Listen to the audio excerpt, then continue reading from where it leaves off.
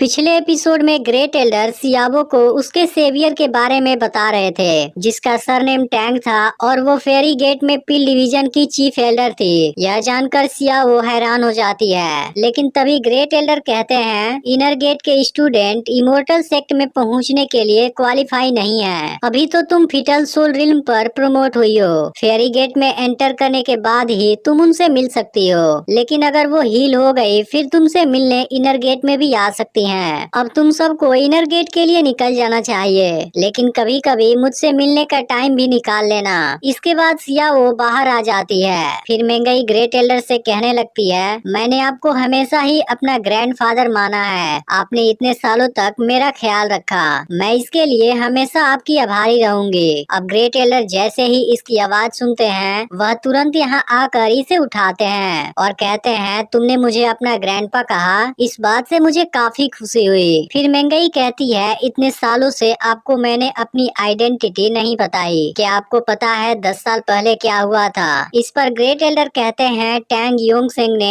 एक भयंकर तबाही मचाई थी। फिर ग्रेट एल्डर मेंगई से पूछते हैं, कहीं तुम वहीं से तो नहीं हो? फिर मेंगई बताती है कि मैं वहाँ की प्रिंसेस थी। मेरे फादर मारे गए, जबकि मदर के बारे में कुछ भी पता नहीं चला और मैं किसी तरह वहाँ से बचकर हुआंगफू माउंटेन में आ गई थी। अगर उस समय आपने मुझे नहीं बचाया होता, फिर मैं अभी तक जिंदा नहीं रहती। अब ग्रेट एल्डर कहने लगते हैं, तुम्हें दुखी नहीं होना चाहिए। तुम और टैन यू इस बात का बदला जरूर लेना और अपनी मदर के बारे में भी पता लगाना। फिर टैन यू कहता है, मैं मेंगई के फादर के मौत का बदला जरूर लूंगा और इसकी मदर को भी खोजूंगा।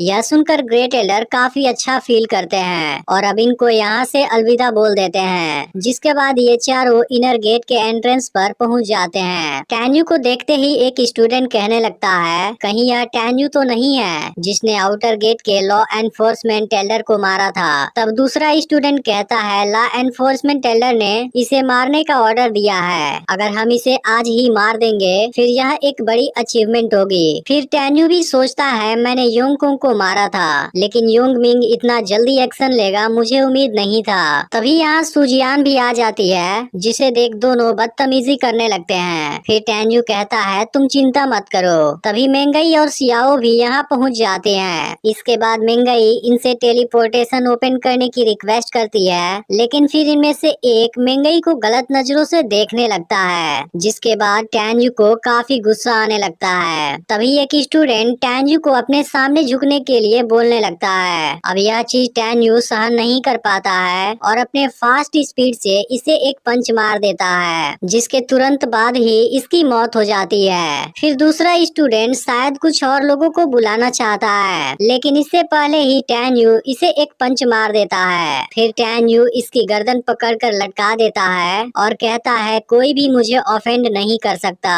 मैं कोई क्रिमिनल नहीं हूँ, लेकिन जो भी कोई क्राइम करता है मैं उसको दुनिया से खत्म कर देता हूँ। फिर स्टूडेंट कहने लगता है, मैं तुम्हें मारना नहीं चाहता था। जिसके बाद टैन्यू इसे नीचे फेंक देता है। फिर कहता है, मेरे साथ कुछ भी करते, लेकिन मेंगई को गलत नजरों से देखने की तुम्हारी हिम्मत कैसे हुई? अब यह स्टूडेंट टैन्यू के सामने गिड़गिड़ाने लगता है। फिर टैन्यू इसे टेलीपोर्टेशन ओपन करने के लिए कहता है। फिर वह टेलीपोर्टेशन ओपन करता है और यह चारों अंदर चले जाते हैं। अब अंदर का सीन देखते ही टैन्यू को 2 साल पहले वाली बातें याद आने लगती हैं। फिर मेंगई कहती है, मुझे भी वो सारी बातें याद हैं। इसके बाद मेंगई, सुजियान और सियाओ यहाँ पर मस्ती करने लगती हैं, लेकिन तभी वहाँ पर कोई आता है और पूछता है, मेंगई